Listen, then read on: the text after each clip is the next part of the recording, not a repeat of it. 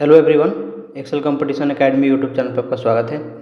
जैसा कि हमने बिहार बीएड का एक वीडियो श्रृंखला शुरू किया है जिसमें हम इसके प्रीवियस ईयर पेपर को डिस्कस कर रहे हैं। इसके पहले हम 2025 और 2024 के क्वेश्चन पेपर को डिटेल में हम डिस्कस कर चुके हैं। इस वीडियो में हम लोग 2023 के पेपर को डिस्कस करेंगे। तो चलिए शुरू करते हैं। हमारा पहला सेक्शन है जनरल इंग्लिश कॉम्प्रहेंशन का। तो यहाँ पे कॉम्प्रहेंशन दिया है जिसमें 1 से लेकर के 5 तक के क्वेश्चन हैं। आप इसको वीडियो पॉज करके एक बार पढ़िए, मैं सीधे इसके सॉल्यूशंस पे चलता हूँ। हमारा पहला क्वेश्चन है, which word in the passage means change over. देखिए, चेंज ओवर का मतलब क्या होता है कि एक अवस्था या स्थिति से दूसरे स्थिति में पूर्ण परिवर्तन को हम चेंज ओवर बोलते हैं। तो पैसेज में लिखा है transition to high productivity agriculture, जिसका अर्थ भी चेंज ओवर के समान ही है। आप यहाँ पे दूसरे पैसेज में यहाँ पे देख सकते हैं transition to high productivity agriculture, तो ये चेंज ओवर को ही दर्शाता है। तो ऑप्शन हो जाएगा हमारा ए। बाकी चैनल का अर्थ होता है किसी दिशा या मार्ग में लगाना होता है। कोर्स, ये बलपूर्वक या डरा धमकाकर काम कराना होता है। और हायरार्कीज, इसका मतलब होता है उच्च नीच का क्रम, यानी पदानुक्रम बोल सकते हैं। पदानुक्रम को हायरार्की बोलते हैं। नेक्स्ट है people as groups were convinced to do new work through. तो इसका आंसर होगा option B, ideologies, hierarchy and power structure. ये कहाँ पे दिया है तो आप देखिए पैसेज के अंतिम वाक्यों को आप ध्यान से देखिए। यहाँ पे ये दिया है अदरवाइज, यहाँ से new ideologies and new hierarchies और पावर स्ट्रक्चर्स टू कोर्स और otherwise convince large groups of people to devote their time to new task for very little reward. तो यहाँ पे जो राइटर है वो स्पष्ट रूप से कहता है कि प्राचीन काल में बड़े समूहों को नए काम करने के लिए विचारधाराओं, पदानुक्रमों और शक्ति संरचनाओं के माध्यम से राजी या फिर उसे मजबूर किया जाता था। तो उस हिसाब से हमारा आंसर क्या हो जाएगा, ऑप्शन बी हो जाएगा। यहाँ पे ध्यान रखना है कि जब भी इस तरीके का प्रश्न आए तो उसमें कीवर्ड्स ढूंढना है। जैसे यहाँ पे लिखा है कन्विंस्ड और ग्रुप्स, तो आप इसे पैसेज में ढूंढेंगे। यहाँ बाकी चीज़ों को ध्यान दीजिए कि आइडियोलॉजी का अर्थ क्या होता है, तो ये होता है विचारधारा, यानी कि सिस्टम ऑफ बिलीफ्स होता है। हायरार्की, इसका मतलब पदानुक्रम होता है। और स्ट्रक्चर्स का मतलब, पावर स्ट्रक्चर्स का मतलब शक्ति क्रम या शक्ति का संरचना। नेक्स्ट है what kind of agriculture based societies would emerge as civilizations. तो इसका आंसर क्या होगा, इसका आंसर होगा option A, societies which achieved high productivity in agriculture had the opportunity to find time for other work. तो जब आप पैसेज को पढ़ेंगे तो पैसेज के अनुसार जब कृषि में प्रोडक्टिविटी बढ़ती है तो सभी लोगों को भोजन जुटाने में लगे रहने की आवश्यकता नहीं होती। इससे लोगों को जो फ्री टाइम मिलता है उसमें वे आर्ट, बिजनेस और कंस्ट्रक्शन या निर्माण आदि जैसे अन्य प्रोडक्टिव कार्य में लगा पाते हैं अपना समय, और जिससे हमें हमारा एक बेहतर सिविलाइजेशन का उदय होता है। तो वही हमारा इसमें ऑप्शन ए में स्पष्ट है। बाकी का इसमें जो कोर कॉन्सेप्ट है, यहाँ पे कृषि की जो हाई प्रोडक्टिविटी है वो सरप्लस टाइम के बराबर होगा, और ये सरप्लस टाइम हमारे सिविलाइजेशन के डेवलपमेंट के लिए ज़रूरी होता है। नेक्स्ट है a significant number of people were sent to carry out other work.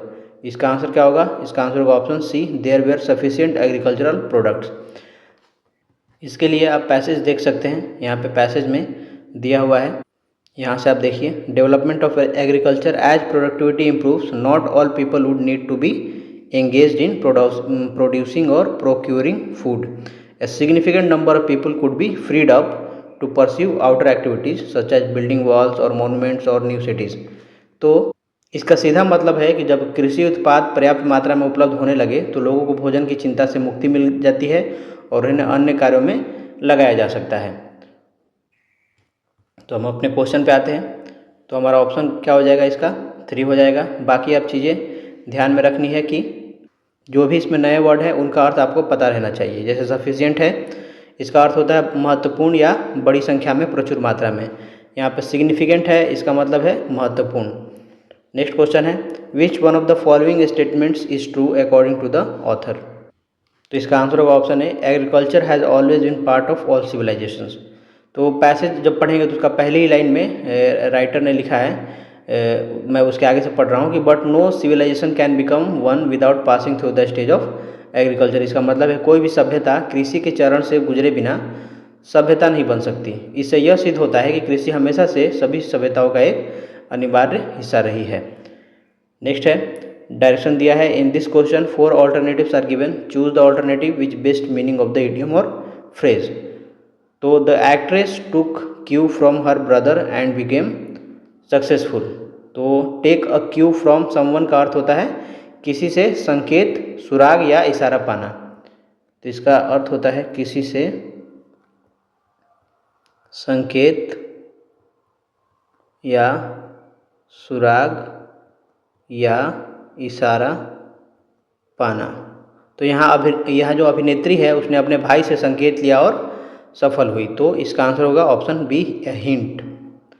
Next है, selecting the correct sentence comprise 4 alternatives. तो इन 4 में से हमें करेक्ट सेंटेंस चुनना है। तो देखिए, पहला देखिए, ए good teacher provides a student all the useful information. तो यहाँ पे ध्यान रखना है कि इंग्लिश ग्रामर में जब भी प्रोवाइड वर्ब का प्रयोग होते हैं तो एक खास स्ट्रक्चर है जिसको फॉलो करना होता है। जैसे कि यदि प्रोवाइड प्लस समबडी हो तो यहाँ पे हम क्या लगाते हैं, विथ प्रीपोजिशन लगाते हैं और इसके बाद क्या होता है, समथिंग। तो यहाँ पे देखिए प्रोवाइड समबडी है ये, तो यहाँ पे क्या लगना चाहिए, विथ लगना चाहिए। तो यहाँ पे विथ नहीं है तो ये हमारा क्या हो जाएगा, गलत हो जाएगा। दूसरा देखते हैं, a good teacher provides to a student all the useful information. तो ये भी गलत है, यहाँ पे टू प्रयोग नहीं होना चाहिए, provides a student with all the useful information होना चाहिए। तो ये भी हमारा गलत हो गया। तीसरा देखिए, ए good teacher provides a student with all the useful information. तो ये हमारा क्या हो जाएगा, सही हो जाएगा। चौथा देख सकते हैं आप, a good teacher provides to a student, ये गलत है, विथ यहाँ पे होगा और यदि आप चाहें तो टू यहाँ पे लगा सकते हैं। टू तब लगता है जब समथिंग या समबडी ऐसा कुछ आए। चूँकि इस वाक्य में यहाँ स्टूडेंट है तो यहाँ पे हमेशा विथ का प्रयोग होना चाहिए। नेक्स्ट है, out of 4 alternatives choose the one which can be substituted for the given word sentence. A process involving too much official formality. तो इसको क्या बोलते हैं, तो इसको बोलते हैं रेड टैपिज्म। लाल फीताशाही हिंदी में इसको बोलते हैं लाल फीताशाही। तो लाल फीताशाही का मतलब होता है अत्यधिक आधिकारिक और औपचारिकता या कागजी कार्रवाई के कारण काम में होने वाली देरी को हम लाल फीताशाही बोलते हैं। बाकी आप देखिए, ब्यूरोक्रेसी का मतलब क्या होता है, इसका अर्थ होता है नौकरशाही। उसके बाद इसको इंग्लिश में क्या बोलेंगे, गवर्नमेंट बाय ऑफिशियल्स। नेपोटिज्म को बोलते हैं भाई भतीजावाद यानी फेवरेटिज्म शोन टू रिलेटिव्स, भाई भतीजावाद। उसके बाद है डिप्लोमेसी, इसको बोलते हैं हिंदी में कूटनीति। द प्रोफेशन और skill of managing international relation को बोलते हैं कूटनीति। One who leaves his own country to settle in another. तो इसका आंसर क्या होगा, इसका आंसर होगा ऑप्शन डी, इमिग्रेंट। इमिग्रेंट का मतलब क्या होता है, जो व्यक्ति अपना देश छोड़कर दूसरे देश में बसने के लिए जाता है उसे इमिग्रेंट बोलते हैं। हिंदी में इसे आप देश त्यागी बोल सकते हैं, देश त्यागी। तो देखिए, एक होता है इमिग्रेंट और एक होता है ये वाला इमिग्रेंट। तो यहाँ पे जो ई है, ई का मतलब आप याद रखिए कि एग्जिट होगा। एग्जिट मतलब हमारे देश से वो बाहर जा रहा है, और इस आई का मतलब होगा इन का मतलब दूसरे देश से हमारे देश के अंदर आकर बस रहा है, तो उसको बोलेंगे हम इमिग्रेंट। और ये एमिग्रेंट का मतलब एग्जिट यानी ये बाहर जा रहा है। फॉरेनर का मतलब क्या होता है, विदेशी बोलता है, विदेशी होता है इसका। और टूरिस्ट का मतलब पर्यटक। और नेटिव का मतलब क्या होता है, मूल निवासी। नेक्स्ट है, complete the sentence with suitable alternatives. Oh such a pretty girl हुम हैज सी। तो इसके आगे हमें बताना है क्या होगा। तो देखिए, यह फ्रेजल हमारा इसका आंसर हो जाएगा option A, taken after. Taken after एक फ्रेजल वर्ब है।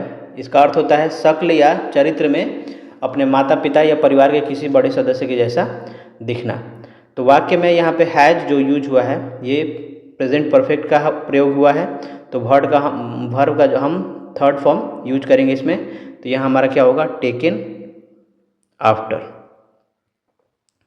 ठीक है, और उसके बाद आप बाकी का देख सकते हैं। टुक आफ्टर मतलब यहाँ पे टुक नहीं होगा, ये इन दोनों का अर्थ क्या है, सेम है, लेकिन हमें वर्ब V3 यूज करना है और ये क्या है, V2 है, तो इसका हम यूज नहीं करेंगे। उसके बाद है टेकन बाय, मूल वर्ब क्या है, टेक, बाय है फ्रेजल वर्ब, इसका अर्थ होता है अचानक अचंभित कर देना, अचानक अचंभित कर देना, टेक बाय सरप्राइज। और ये टुक बाय है, इसी का ये मिलता जुलता है। और टेक आफ्टर का मतलब जैसा कि मैंने बताया मिलता जुलता, मतलब अपने माता पिता से, रिसेम्बल, तो इसको इंग्लिश में लिख सकते हैं रिसेम्बल, टेक आफ्टर का। नेक्स्ट है यू, यहाँ पे डैश है, to finish this on time because you have no choice, तो इसका आंसर क्या होगा, इसका आंसर होगा option C, you have to finish, यहाँ पे होगा have, you have to finish this on time because you have no choice. यह दर्शाता है कि काम को समय पर पूरा करना एक अनिवार्यता है। अनिवार्यता के लिए हम हमेशा हैव टू का प्रयोग किया जाता है। वाक्य में टू चूँकि पहले से दिया हुआ है यहाँ पे, तो हमने सिर्फ हैव यहाँ पे भरा है। नेक्स्ट है there is no limit the wants of man, there is no limit के बाद यहाँ पे डैश है, there is no limit the wants of man का मतलब होगा there is no limit to the wants of man. इसका अर्थ क्या है कि मनुष्य की इच्छाओं की कोई सीमा नहीं है।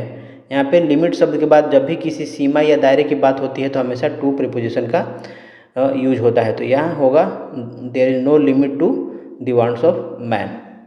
उसके बाद नेक्स्ट क्वेश्चन है the tennis tournament is open to both, यहाँ पे डैश होगा, एंड प्रोफेशनल्स, तो यहाँ पे क्या होगा, आंसर होगा ऑप्शन डी, अमेचर्स, मतलब क्या होगा, शौकिया खिलाड़ी। इसका अर्थ होता है क्या, शौकिया खिलाड़ी। और प्रोफेशनल का अर्थ क्या होता है, इसका अर्थ होता है पेशेवर खिलाड़ी, या पेशेवर भी बोल सकते हैं, सिर्फ पेशेवर खिलाड़ी। तो the tennis tournament is open to both amateurs and professionals. यहाँ पे जो अपोस्ट्रोफी एस लगा के लिखा हुआ है, तो इसका अर्थ है मालिकाना हक दिखाता है, जो कि यहाँ पे उसकी कोई ज़रूरत है नहीं हमारा। नेक्स्ट है डैश और फ्रीडम इज इन डेंजर, तो इसका आंसर होगा ऑप्शन है अराइज, अराइज और फ्रीडम इज इन डेंजर। यहाँ वाक्य की शुरुआत में एक चेतावनी या कॉल टू एक्शन के रूप में इंपरेटिव सेंटेंस का प्रयोग हुआ है, तो अराइज का अर्थ होता है क्या, उठो, जागो या सजग हो जाओ। तो अराइज और फ्रीडम इज इन डेंजर, उठो, हमारी स्वतंत्रता खतरे में है, इसका अर्थ होगा। राइज का मतलब क्या होगा, उगना या ऊपर उठना। देखिए अराइज का थर्ड फॉर्म, पूरा फॉर्म लिख लीजिए, अराइज, अरोज और अराइजन। राइज का होता है राइज, रोज, राइजन। रेज का होगा क्या, रेज, रेज्ड और रेज्ड। तो ये अरोज जो है ये इसी का है, ये यहाँ पे दिख रहा होगा आपको। यहाँ पर अरोज नहीं भरेंगे, ये इसका हमें फर्स्ट V1 भरना है यहाँ पे। नेक्स्ट है the punch made the boxer dash with pain, तो इसका आंसर होगा ऑप्शन ए, विंस। विंस का अर्थ होता है दर्द, डर या झटके का कारण अचानक शरीर का सिकुड़ना या चेहरा सिकुड़ना। The punch made the boxer wince with pain, तो इसका अर्थ क्या होगा कि घूंसा लगने पर बॉक्सर दर्द से करा उठा या सिकुड़ गया, इसलिए विंस यहाँ पे सबसे सटीक शब्द होगा। गैप, इसका अर्थ होता है मुंह फाड़ कर देखना, यहाँ पे ई छूट गया है। उसके बाद है ग्रम्बल, ग्रम्बल का मतलब होता है बड़बड़ाने या शिकायत करना, और फंबल का मतलब होता है टटोलने या हाथ से कोई गड़बड़ी करना। नेक्स्ट देखते हैं, हमारा हिंदी सेक्शन है। 16 से 20 के लिए निर्देश दिया है, निम्नलिखित अवतरण को ध्यानपूर्वक पढ़ें, हम सही विकल्पों का उत्तर दें। आप इस वीडियो को पॉज करके पढ़ें, मैं इसके सीधे क्वेश्चंस पे चलता हूँ। पहला है कि हिंदी में किस विद्या को पाखंड कहा गया है, तो इसका आंसर होगा ऑप्शन सी, आत्मकथा को। दिए गए गद्यांश की आप अंतिम से दूसरी पंक्ति को ध्यान से पढ़िए। यहाँ पे देखिए, आज दिन हिंदी में आत्म प्रेरणा और आत्मकथा का नाम लेना पाखंड बढ़ाना है, तो हमारा आंसर क्या हो जाएगा, ऑप्शन सी हो जाएगा। नेक्स्ट है किस देश में आत्मकथा लिखने की परिपाटी नहीं रही है, तो इसका आंसर होगा ऑप्शन ए, भारतवर्ष में। आप हमारा जो गद्यांश है इसका अंतिम लाइन देखिए, हमारे देश में आत्मकथा लिखने की परिपाटी नहीं रही है, तो यहाँ हमारे देश का तात्पर्य भारतवर्ष है। तो आंसर हो जाएगा ऑप्शन ए। नेक्स्ट है उच्च स्तर के क्रियाकलाप किससे होते हैं? तो इसका आंसर होगा ऑप्शन बी, आत्म प्रेरणा से। तो आप गद्यांश का चौथी पंक्ति देखिए यहाँ पे, उच्च स्तर से जितने क्रियाकलाप होते हैं आत्म प्रेरणा से होते हैं। तो हमारा ऑप्शन क्या हो जाएगा? आत्म प्रेरणा बी। नेक्स्ट है उच्च साहित्य की भावभूमि क्या है? तो इसका आंसर होगा ऑप्शन डी, जहाँ व्यक्तित्व के कोई स्वतंत्र विषय नहीं रह जाते, तो उच्च साहित्य की ही भावभूमि है। इसके लिए आप दूसरी पंक्ति देखिए पैसेज का, ये हमारा पैसेज रहा यहाँ पे, उच्च साहित्य की वह भावभूमि है क्या है? तो व्यक्ति के व्यक्तित्व के कोई स्वतंत्र विषय नहीं रह जाते। तो हमारा ऑप्शन हो जाएगा इसका डी। नेक्स्ट है साहित्य को क्या माना गया है? तो साहित्य को माना गया है कठिन तपस्या और महान यज्ञ। गद्यांश की अब पहली लाइन देखिए यहाँ पे, साहित्य तो एक सात्विक जीवन है, उसे यानी कि साहित्य को कठिन तपस्या और महान यज्ञ समझना चाहिए। तो हमारा ऑप्शन हो गया इसमें सी। नेक्स्ट है लेखक शब्द के अंत में कौन सा प्रत्यय लगा हुआ है? तो लेखक में लिख आधा प्लस अक क्या है? प्रत्यय है, तो यहाँ पे अक प्रत्यय लगा हुआ है, ऑप्शन हो जाएगा हमारा डी। ये लिख क्या है? ये मूल धातु है, मूल धातु है। तो जब लिख धातु में अक प्रत्यय जुड़ता है तो गुण संधि के नियम अनुसार ई का ए हो जाता है, ठीक है, और शब्द लेखक बन जाता है। त्रिफला में कौन सा समास है? तो इसका आंसर होगा ऑप्शन डी, द्विगु समास। द्विगु समास की परिभाषा के अनुसार जिस समासिक शब्द का पहला पद संख्यावाचक विशेषण हो और वह पूरे समूह का बोध कराए वहाँ द्विगु समास होता है। तो त्रिफला का समास विग्रह क्या होगा? तीन फलों का समूह या तीन फलों का समाहार। तो तीन यहाँ पे त्रि दिख रहा है, तो ये क्या है? संख्यावाचक विशेषण है, तो इसका मतलब क्या हो जाएगा? ये द्विगु समास हो जाएगा। कुछ लोगों को कन्फ्यूजन हो सकता है द्विगु और बहुब्रीहि में। तो कुछ परीक्षाओं में जैसे कि त्रिफला आयुर्वेद की एक विशेष औषधि के रूप में रूढ़ अर्थ दिखाए जाते हैं और विकल्प में बहुब्रीहि अगर दिया है तो बहुब्रीहि को प्राथमिकता दी जा सकती है, परंतु यहाँ सामान्य अर्थ में पहला पद संख्या होने के कारण द्विगु ही एकमात्र, द्विगु ही हमारा सबसे सटीक उत्तर होगा। जैसे कि चौराहा, चार राहों का समूह, नवग्रह, नौ ग्रहों का समूह। नेक्स्ट है रेलगाड़ी शब्द है, तो ये कैसा शब्द है? तो ऑप्शन होगा इसका डी, संकर शब्द है। जो शब्द दो अलग अलग भाषाओं के शब्दों को मिलाकर बनाए जाते हैं उन्हें संकर शब्द यानी कि हिंदी में, इंग्लिश में इसे बोलते हैं हाइब्रिड वर्ड्स, हाइब्रिड वर्ड्स कहा जाता है। तो रेलगाड़ी दो से बना है, एक होता है रेल जो कि अंग्रेजी है, अंग्रेजी, उसके बाद बना है एक गाड़ी से और ये है हिंदी वर्ड, तो रेलगाड़ी। तो ये हो गया संकर, ना ही ये तत्सम होगा, ना ही देशज होगा, ना ही विदेशज होगा। उसी तरीके से आप टिकट घर का समझ सकते हैं, याद रख सकते हैं। टिकट अंग्रेजी है और घर क्या है? हिंदी है। वर्षगांठ, वर्ष संस्कृत है और गांठ हिंदी है। लाठी चार्ज में लाठी हिंदी है और चार्ज अंग्रेजी है। उड़न तस्तरी में उड़न हिंदी है और तस्तरी फारसी है। नेक्स्ट है किस वाक्य में आपादान कारक है? तो इसका ऑप्शन होगा सी, हिमालय से गंगा निकलती है। तो आपादान कारक का विभक्ति चिन्ह से होता है, जिसका प्रयोग अलग होने के, तुलना करने, डरने या उत्पत्ति के भाव में होता है। या गंगा हिमालय से अलग होकर निकल रही है, इसलिए यहाँ आपादान कारक होगा। बाकी देखिए राम ने रावण को तीर से मारा, तो तीर करण कारक है, ठीक है, क्रिया का साधन बन रहा है कि तीर से मारा है। चाकू से फल काटो, तो चाकू करण कारक है। नेक्स्ट देखते हैं कमल का पर्यायवाची शब्द क्या है? तो इसका आंसर होगा ऑप्शन सी, अम्बुज। ये ब है, अम्बुज। तो अम्बुज शब्द दो भागों से बना है। एक है अम्बु जिसका अर्थ होता है पानी, प्लस ज मतलब जन्मने वाला या पैदा होने वाला, पैदा होने वाला। तो इसका अर्थ क्या है कि जो पानी में पैदा होता है। कौन पैदा होता है? तो कमल पैदा होता है।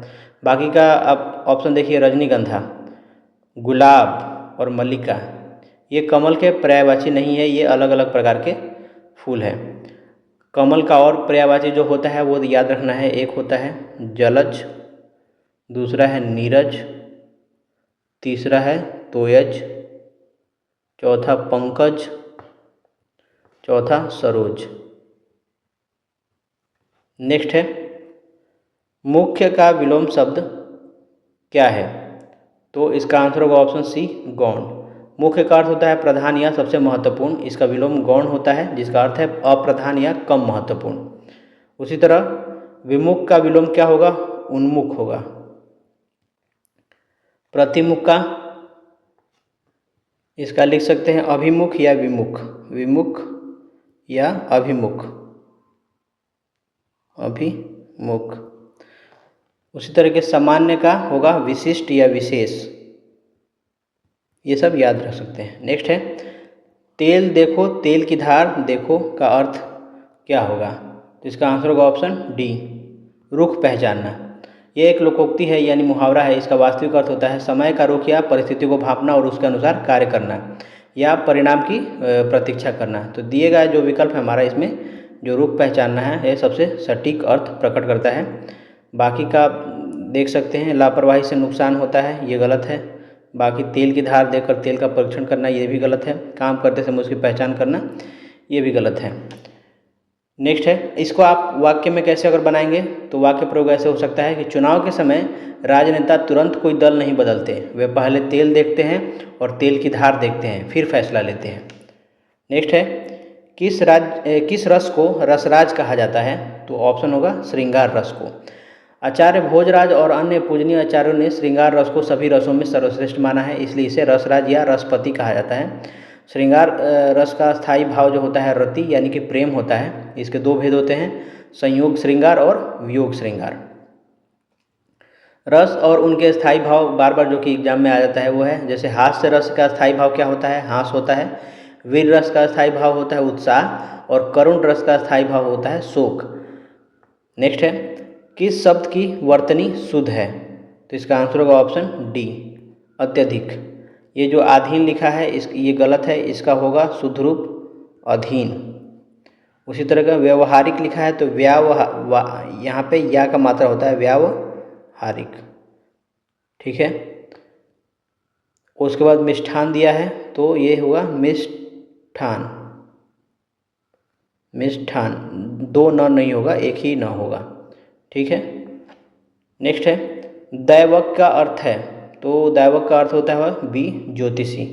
दैवक शब्द जो दो शब्दों से बना है, एक है दैव, दैव का मतलब भाग्य या विधाता को बोलते हैं। उसके बाद ज्ञ का मतलब होता है जानने वाला। तो जो व्यक्ति भाग्य या भविष्य को जानता है उसे ज्योतिष कहते हैं। उसी तरह दैवक उसका समानार्थी शब्द हो जाएगा। नेक्स्ट है section 3 logical and analytical reasoning. निम्नलिखित में से कौन सा सही है हमें ये बताना है। तो देखिए ए बी का उपसमुच्चय है, मतलब ये कह रहा है कि ए बी के अंदर है, ए बी का सबसेट है। तो ए बी का सबसेट है क्या? तो हाँ बिल्कुल, ये हमारा सही हो जाएगा। दूसरा है बी ए का उपसमुच्चय है, बी ए का उपसमुच्चय है, नहीं गलत है, बी ए का समुच्चय है ना कि उपसमुच्चय है, मतलब ए बी के अंदर है ना कि बी ए के अंदर है, तो ये गलत हो जाएगा। यू ए और बी का उपसमुच्चय है, ये भी गलत हो जाएगा। ए और बी यू का उपसमुच्चय है ना कि यू ए और बी का उपसमुच्चय है। उसके बाद यू ए का उपसमुच्चय है, ये भी गलत हो जाएगा। ए यू का उपसमुच्चय है, ए यू का उपसमुच्चय है ना कि यू ए का। इस श्रृंखला को देखें, दिया है U32 V29 23 20। यहाँ पे देखिए -3 हुआ है, इसमें भी -3 होना चाहिए, उसके बाद इसमें -3 और इसमें भी -3 है, तो यानी यहाँ पे क्या आएगा 26 आएगा। यहाँ पे 26 आएगा। अब अल्फ़ाबेट का देखना है तो V U का होता है 21, V 22, W 23, X 24 और Y 25, यानी कि यहाँ पे क्या आएगा W, तो यानी W 26 हमारा क्या हो जाएगा, आंसर हो जाएगा ऑप्शन ए। नेक्स्ट है एक व्यक्ति 0 से 99 तक की सभी संख्याएं लिखता है तो अंक 3 को कितनी बार लिखा जाएगा। लगभग 2025 वाले और 2024 वाले दोनों ही एग्जाम में इस तरीके का प्रश्न आया है कि 0 से 99 तक की सभी संख्याएं कोई व्यक्ति लिखता है तो अंक 2, अंक 1, अंक 3 या अंक 4 कितनी बार लिखा जाएगा, ऐसे करके ये पूछा है। इसका एक ही जो तरीका है मैं पहले भी बता चुका हूँ। सबसे पहले हम क्या करेंगे, इकाई के स्थान पर गिनेंगे कि कितनी बार 3 आया है। तो देखिए पहले आएगा 3, उसके बाद 13, 23, 33, 43, 53, 63, 73, 83 और 93। इसमें इकाई के स्थान पर 3 कितने बार है? तो 1, 2, 3, 4, 5, 6, 7, 8, 9, 10। ये वाला 3 को अभी छोड़ देंगे, इसको हम बाद में गिनेंगे। तो टोटल कितनी बार आया है? 10 बार 3 आया है। अब देखते हैं दहाई के स्थान पर।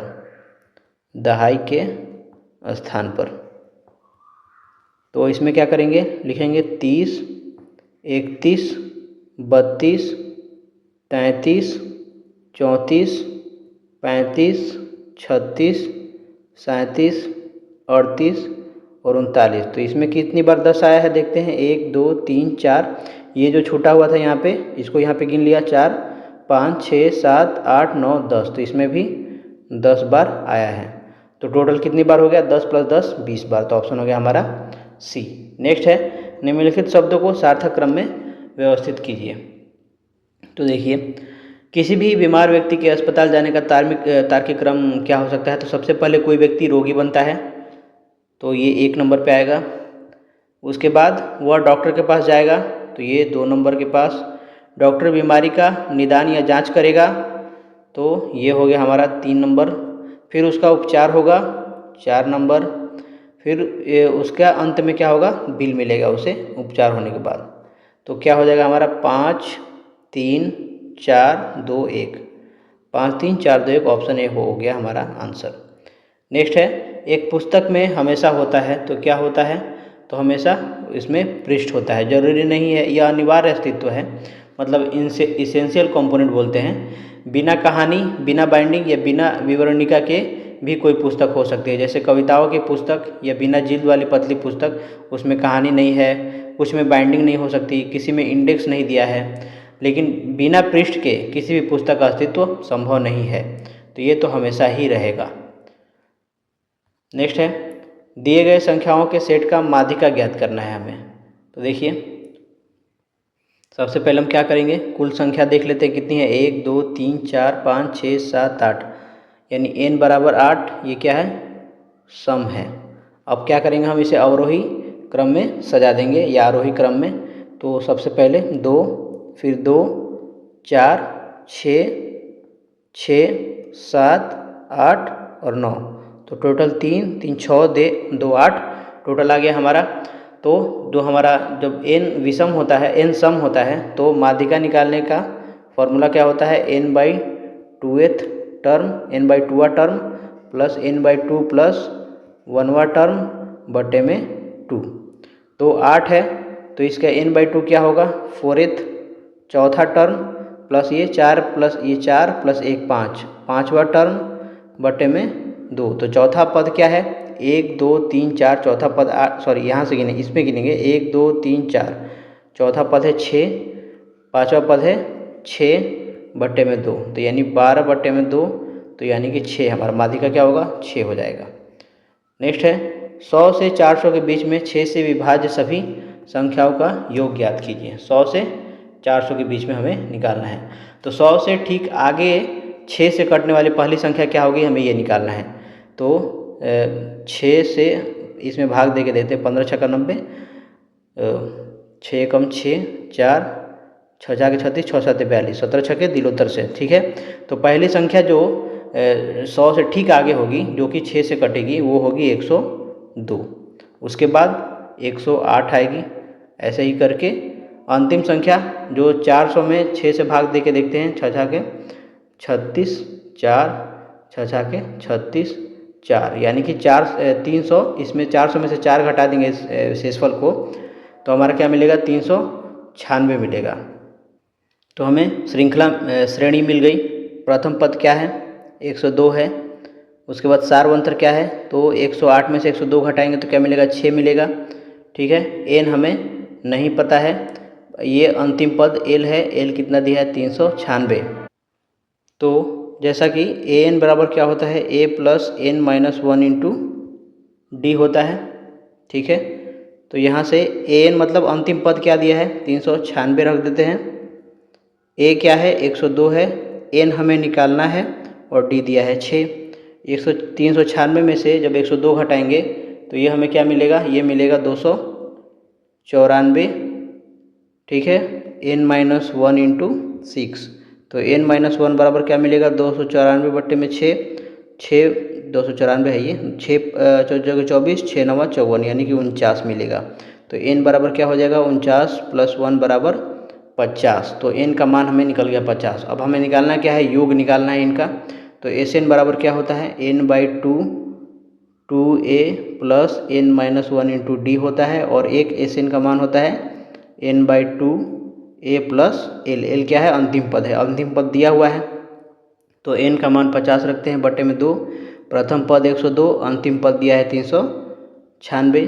तो ये हो गया 50 बटे में 2 गुने 6 2 8 9 498। तो क्या करते हैं, इसको कटा देते हैं, 2 दूनी के 4, 2 चौके 8, 2 9 18। फिर 5 से मल्टीप्लाई करेंगे, 9 5 45 के 5 हासिल 4, 5 के 20 4, 24 के 4 हासिल 2, 5 दूनी 10, 2 12 और 1 0, 12,450। तो हमारा आंसर हो जाएगा ऑप्शन बी, आंसर हो जाएगा। नेक्स्ट है, यदि एक 30 मीटर की सीढ़ी को 15 मीटर की दीवार के साथ इस प्रकार रखा जाता है कि वह दीवार के ठीक ऊपर पहुँचे, तो दीवार की ऊंचाई किसके बराबर है। मान लीजिए दीवार ठीक इतनी ऊंची है, ठीक है, कितनी ऊंची है, तो ये 15 मीटर की ऊंचाई के बराबर है। और हम क्या कर रहे हैं, एक सीढ़ी है हमारे पास जो कि 30 मीटर लंबी है, इससे दुगनी लंबी है, और हमने सीढ़ी को ऐसे लगा दिया है। तो पूछ रहा है कि सीढ़ी को हम कितने एंगल पे लगाएं। तो मान लेते हैं थीटा एंगल पे लगाएंगे, तो जस्ट इसको क्या करेगी, टच करेगी, दीवार के ठीक ऊपर पहुँचे। तो यहाँ पे हमें ये दिया है 30 मीटर। हमें निकालना क्या है, थीटा का मान निकालना है। हमें दिया है लंब और कर्ण। तो लंब और कर्ण किसका होता है, तो ये होता है साइन थीटा का। साइन थीटा बराबर क्या होता है, परपेंडिकुलर बाई हाइपोटेनस। तो साइन थीटा बराबर हो जाएगा 15 बटे में 30, तो ये हो गया 1/2। तो साइन थीटा 1/2 किसका मान होता है, तो 30 डिग्री का मान होता है साइन 1/2। ऑप्शन हो गया हमारा बी। नेक्स्ट क्वेश्चन देखते हैं, लुप्त संख्या ज्ञात करें।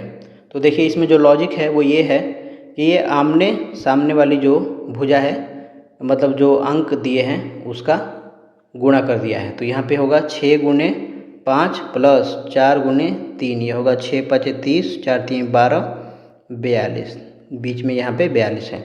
इसको देखिए 9 गुने 2, 9 गुने 2 प्लस 3 गुने 6, यहाँ पे 3 है, यहाँ पे 6 है। तो 9 दूनी 18, 6 3 18, 18 18 36, तो यहाँ पे 36 दिया है। तो उसी तरह क्या करेंगे, 7 गुने 5 करेंगे, 7 गुने 5 प्लस 8 गुने 2, तो ये हो गया 35 प्लस 16, 35 6 41, 10 51। तो ऑप्शन हो गया हमारा बी, यहाँ पे क्या आ जाएगा, 51 आ जाएगा।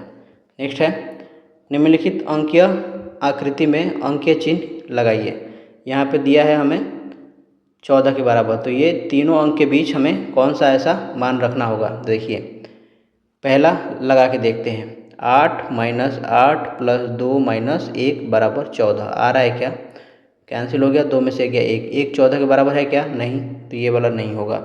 इसको देखते हैं, तो 8 - 8 भागा 2 गुणे 1, तो ये कितना होगा, 8 - 4 गुणे 1, तो 8 - 4, तो ये 4, 4 14 के बराबर है क्या, नहीं, तो ये भी नहीं होगा। इसको देखते हैं, 8 गुने 8 भागा 2 - 1, तो ये 2 चौके 8 हो जाएगा, 8 चौके 32 में से 1 गया 31, 31 14 के बराबर है क्या, नहीं है। इसको देखते हैं, 8 + 8 - 2 गुणे 1, तो ये हो जाएगा 8 दूनी 16, 8 8 16 और -2, तो ये 14 है, 14 हमारा आ रहा है। तो आंसर हो गया हमारा ऑप्शन डी। नेक्स्ट है, हमें इन तीनों को देख करके इसका मान निकालना है। तो देखिए इसमें किया क्या है, इस 84 वाले में 8 + 4 किया है, फिर माइनस इस 13 को 1 + 3 कर दिया है, तो 12 में से 4 जाएगा तो 8 बचेगा, 8 यहाँ पे है। उसी तरह इसको देखिए, 3 + 7 - 1 + 3, तो ये हो गया 10 - 4 बराबर 6, तो यहाँ पे 6 है।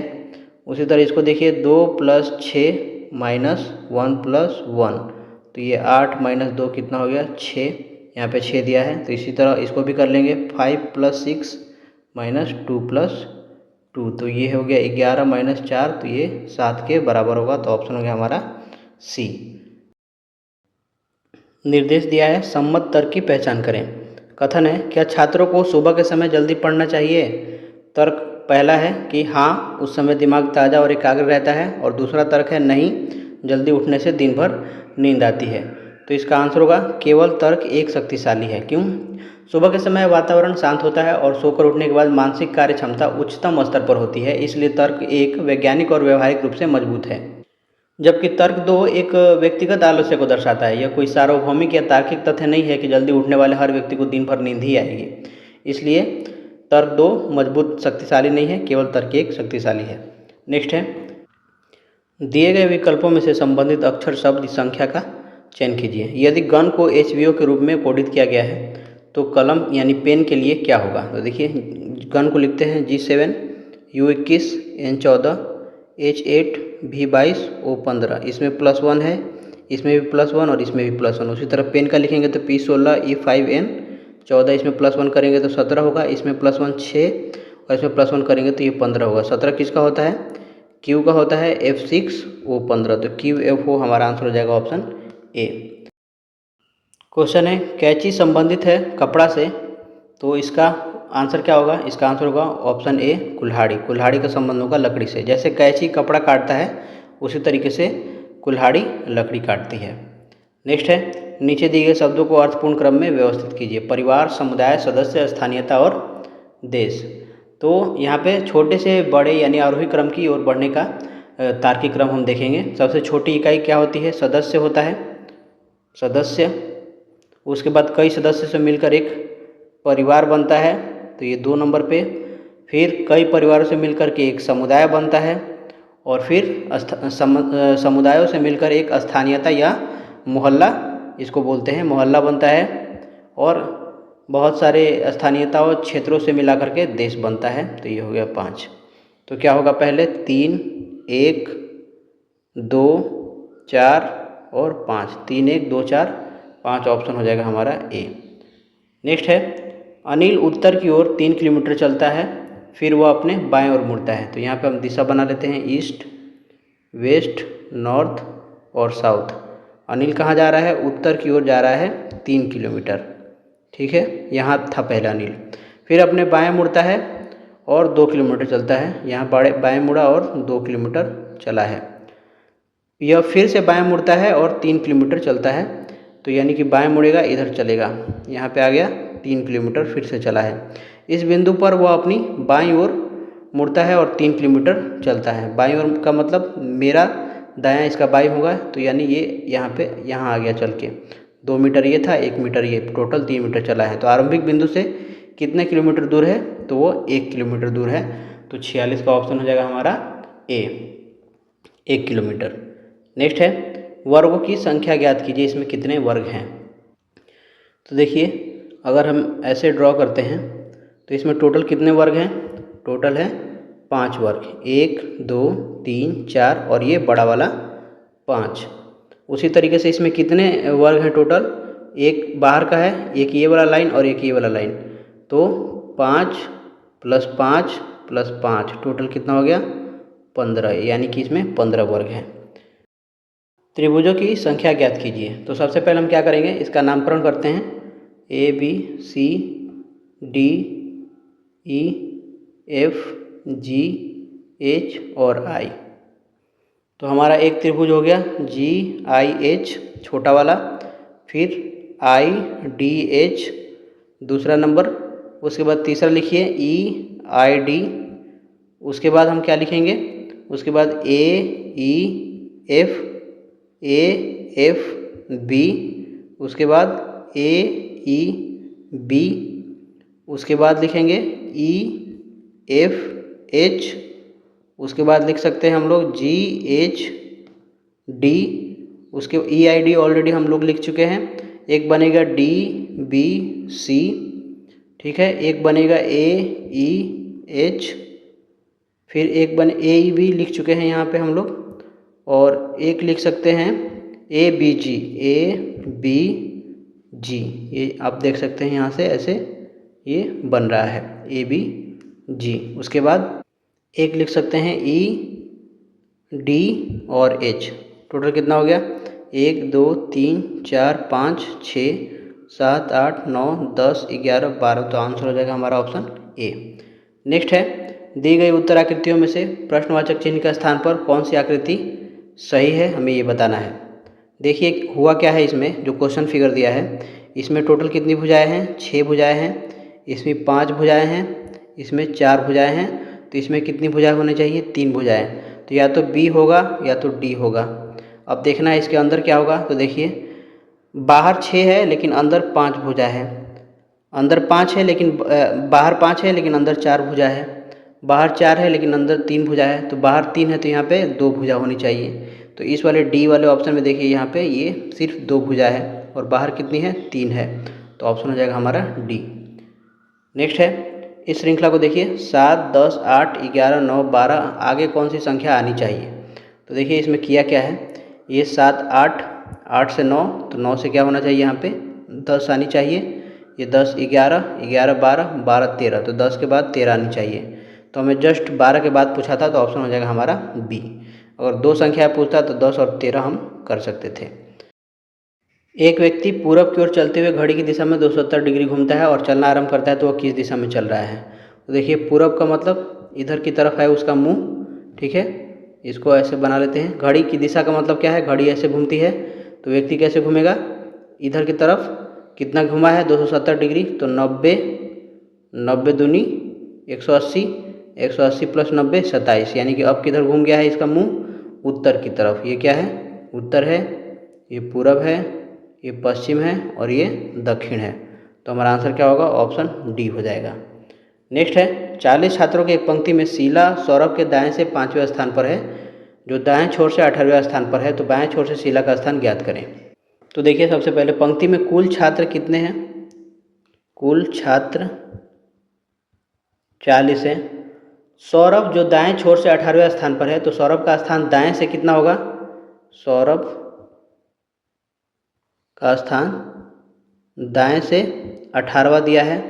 शीला सौरभ के 5वें दाएं स्थान पर है, तो जब हम दाएं छोर से आकर किसी के और दाएं जाते हैं तो स्थान की संख्या क्या होती है, घटती है। यानी कि शीला का दाएं छोर से स्थान हो जाएगा 18 माइनस 5।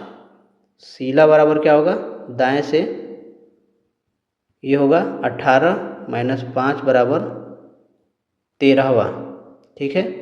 शीला सौरभ के दाएं से 5वें स्थान पर है। इसको समझने के लिए आप ऐसे कर सकते हैं कि टोटल मान लीजिए यहाँ से लेके यहाँ तक 40 बच्चे हैं और 18वें पे क्या है, सौरभ है। सौरभ यहाँ पे लिखा है ना, सौरभ जो दाएं छोर से 18वें स्थान पे है, ठीक है। फिर बोल रहा है शीला जो कि दाएं से 5वें स्थान पर है।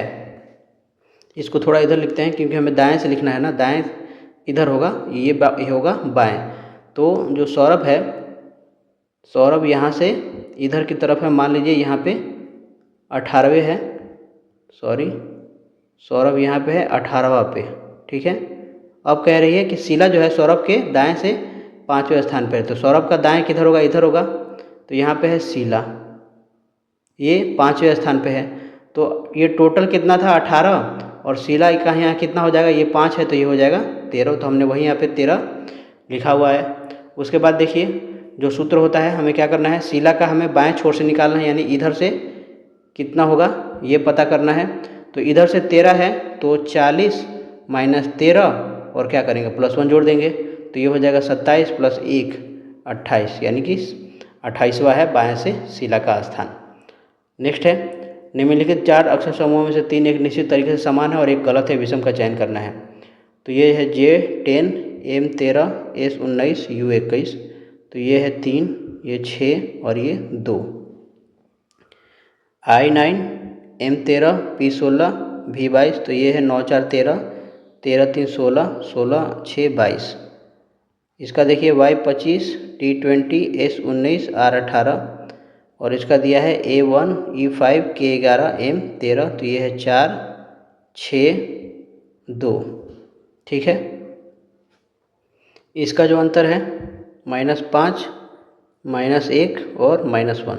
अब बाकी का देखेंगे इसका और इन तीनों का, तो सब संख्या आगे बढ़ रही है, लेकिन सिर्फ सी ही है जिसकी संख्याएं घट रही हैं, 20 से 25 से 20, 20 से 19, 19 से 18। तो हमारा ऑप्शन हो जाएगा सी। नेक्स्ट है, दी गई जानकारी को पढ़ें और सबसे उपयुक्त विकल्प चुनकर पूछे गए प्रश्नों का उत्तर दें। निम्नलिखित तर्क में तर्क की पहचान करना है। बिना लक्ष्य वाला व्यक्ति बिना प्रोग्राम के कंप्यूटर जैसा है। तो इसका आंसर होगा ऑप्शन डी, अलंकारिक यानी उपमा आधारित। जब हम किसी अमूर्त विचार जैसे मानव जीवन या लक्ष्य को समझाने के लिए किसी जानी पहचानी वस्तु जैसे कि कंप्यूटर और प्रोग्राम से उसकी तुलना करते हैं तो उसे अलंकारिक तर्क या उपमा कहा जाता है। यहाँ व्यक्ति की तुलना कंप्यूटर से की गई है, तो हमारा आंसर क्या हो जाएगा? Option D. नेक्स्ट है, किसी तर्क वाक्य को उलटने के लिए हम उसकी गुणवत्ता को बदलते हैं और विधेय पद को उसके पूरक से प्रतिस्थापित करते हैं। और कथन 2 है कि आपत्ति किसी भी मानक रूप श्रेणीबद्ध प्रस्ताव के लिए मान्य है। तो देखिए, तो तर्कशास्त्र के नियम के अनुसार परिवर्तन की प्रक्रिया में वाक्य की गुणवत्ता या सकारात्मक से नकारात्मक या इसके विपरीत यानी कि नकारात्मक से सकारात्मक में बदल दी जाती है और विधेय यानी कि प्रेडिकेट को उसके पूरक से बदल दिया जाता है। यह नियम सभी चारों मानक श्रेणीबद्ध प्रस्तावों पर समान रूप से लागू और मान्य होता है। तो हमारा आंसर हो जाएगा कथन 1 और कथन 2 दोनों ही सत्य हैं, ऑप्शन ए। हमारा नेक्स्ट सेक्शन है सेक्शन 4, जिसमें हम सामान्य जागरूकता का प्रश्न देखेंगे। पहला प्रश्न है, इंटरनेट के संदर्भ में यूआरएल का पूर्ण रूप क्या है? तो इसका आंसर होगा option D, uniform resource locator, URL. URL internet पर मौजूद किसी भी वेबसाइट, वेब पेज या फाइल का एक विशिष्ट पता होता है। जैसे कि आपने गूगल का देखा होगा https://www.google.com। तो यूआरएल का जो ये भाग होता है, इसमें अब मैं इसको लिख देता हूँ ताकि समझने के लिए आपको आसानी हो। यहाँ पे जो ये https है इसको बोलते हैं प्रोटोकॉल। ये जो google.com है इसको बोलते हैं डोमेन नेम। और ये www का मतलब होता है वर्ल्ड वाइड वेब, जिसका आविष्कारक थे टिम बर्नर्स ली। इसका फुल फॉर्म होता है हाइपरटेक्स्ट ट्रांसफ़र प्रोटोकॉल। नेक्स्ट है, भारत में नीली क्रांति का जनक किसे कहा जाता है? तो इसका आंसर होगा ऑप्शन सी, हीरालाल चौधरी और डॉक्टर अरुण कृष्णन, जो कि यहाँ पे नहीं दिया हुआ है वो भी होता है। भारत में मछली उत्पादन यानी मत्स्य पालन को बढ़ावा देने के लिए नीली क्रांति की शुरुआत की गई थी। हीरालाल चौधरी ने प्रेरित प्रजनन तकनीक का विकास किया था। बाकी इसमें देखिए, ये है वर्गीज कुरियन, तो ये श्वेत क्रांति के जनक है दूध उत्पादन के लिए। एम.एस. स्वामीनाथन भारत में हरित क्रांति के जनक यानी खाद्यान्न उत्पादन के लिए। और सैम पित्रोदा भारत में टेलीकॉम या पीली क्रांति तिलहन के जनक माने जाते हैं।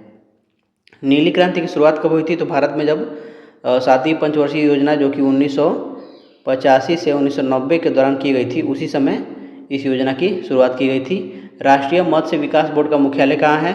तो हैदराबाद में है, ये ध्यान रखना है, राष्ट्रीय मत्स्य विकास बोर्ड। नेक्स्ट है, भारत के प्रथम प्रमुख न्यायाधीश कौन थे? तो इसका आंसर होगा ऑप्शन बी, हरिलाल जे कानिया। जस्टिस हरिलाल जे की सुनदास कानिया 26 जनवरी 1950 को भारत के गणतंत्र बनने पर देश के पहले मुख्य न्यायाधीश बने थे। उन्होंने पद पर रहते हुए 1951 में अंतिम सांस ले ली थी, मतलब उनकी मृत्यु हो गई थी। सुप्रीम कोर्ट की पहली महिला न्यायाधीश कौन थी? तो वो थी फातिमा बीबी। और भारतीय संविधान के अनुच्छेद 124 के तहत राष्ट्रपति मुख्य न्यायाधीश की नियुक्ति करता है, ये भी ध्यान रखना है। नेक्स्ट है, कोंकण नौसैनिक अभ्यास किन दो देशों के बीच आयोजित किया जाता है? तो इसका आंसर होगा ऑप्शन सी, भारत और यूनाइटेड किंगडम। कोंकण भारतीय नौसेना और ब्रिटेन की रॉयल नेवी के बीच आयोजित होने वाला एक द्विपक्षीय समुद्री नौसैनिक अभ्यास है। इसकी शुरुआत 2004 में हुई थी।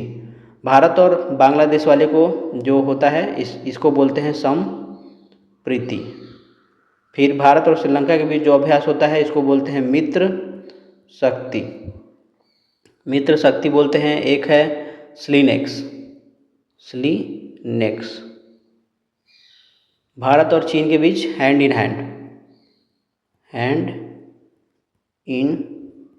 हैंड। नेक्स्ट है, संगाई महोत्सव किस राज्य में मनाया जाने वाला सांस्कृतिक उत्सव है? तो इसका आंसर होगा ऑप्शन सी, मणिपुर। संगाई महोत्सव हर साल नवंबर के महीने में मणिपुर में मनाया जाता है। इसका नाम मणिपुर के राजकीय पशु संगाई हिरण के नाम पर रखा गया है, जो केवल मणिपुर के लोकटक झील में स्थित केबुल लामजाओ राष्ट्रीय उद्यान, जो कि दुनिया का एकमात्र तैरता हुआ नेशनल पार्क है, उसमें पाया जाता है। संगाई हिरण को डांसिंग डियर भी कहा जाता है, क्योंकि यह झील पर तैरते हुए घासों के द्वीप पर कूद कर चलते रहता है। नेक्स्ट है, फियरलेस गवर्नेंस पुस्तक के लेखक कौन है? तो इसका आंसर होगा option D, Kiran Bedi. Fearless governance पुस्तक भारत की पहली महिला आईपीएस अधिकारी और पुडुचेरी की पूर्व उपराज्यपाल डॉक्टर किरण बेदी द्वारा लिखी गई है। इस पुस्तक में उन्होंने शासन व्यवस्था के अपने व्यवहारिक अनुभवों और प्रशासनिक सुधारों का उल्लेख किया है। किरण बेदी को 1994 में उनके उत्कृष्ट सरकारी सेवा कार्यों के लिए रेमन मैग्सेसे पुरस्कार से सम्मानित किया गया था। उनकी प्रसिद्ध पुस्तकों बाकी याद रखना है कि इट्स ऑलवेज पॉसिबल एक है और दूसरा है dare to do for the army. Next है, किस अभिनेता की आत्मकथा का शीर्षक खुल्लम खुल्ला है? तो इसका आंसर होगा ऑप्शन सी, ऋषि कपूर। बॉलीवुड के दिवंगत अभिनेता ऋषि कपूर की आत्मकथा का नाम खुल्लम खुल्ला है। पूरा नाम खुल्लम खुल्ला, ऋषि कपूर अनसेंसर्ड। इसे उन्होंने मीना अय्यर के साथ मिलकर लिखा था और यह वर्ष 2017 में प्रकाशित हुआ था। उसी तरीके से राज कपूर की जो जीवनी है उनकी पुस्तक का नाम है the one and only showman.